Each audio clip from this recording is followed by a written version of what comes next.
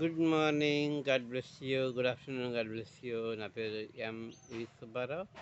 ఈరోజు చిన్న వాక్యం చెప్పుకుందండి. ఇవాళ ఆదివారం కదా, ప్రతి ఆదివారం ట్రై చేస్తాను వాక్యం చెప్పడానికి. ఈరోజు వాక్యం యాకోబు 5వ అధ్యాయము 15వ వచనం చెప్పుకుందాం. విశ్వాసమైన ప్రార్థన ఆ రోగిని స్వస్థపరచును. మెసేజ్ వాట్సాప్ 27 మెసేజ్ ఆ రోగిని స్వస్థపరచును. ప్రభు అతన్ని లేపును. అతడు పాపం చేసిన వాడైతే పాపక్షమాపణ నొందును. Good morning, God bless you. నా పేరు ఎంవి సుబ్బారావు.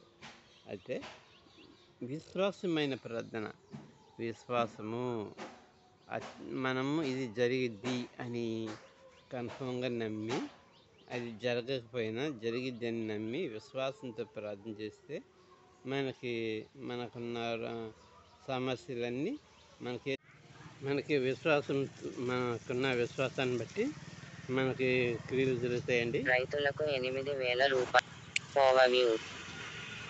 మనకి ఉన్న విశ్వాసాన్ని బట్టి మనకి క్రియలు జరుగుతాయండి. దేవుని మహిమ. అలాగే అదే ప్రకారంగా అతడు పాపం చేసిన వాడైతే కనుక పాప క్షమాపణ కూడా పొందుతాడని ఈ యొక్క యాకోబు 5:15లో వ్రాయబడి ఉంది. దేవుడు ఈ వాక్యాన్ని, ఈ మాటలు మన వెనుకలు దీవించి ఆశీర్వదించుగాక. చిన్న ప్రార్థన చేస్తుందండి. హల్లెలూయా.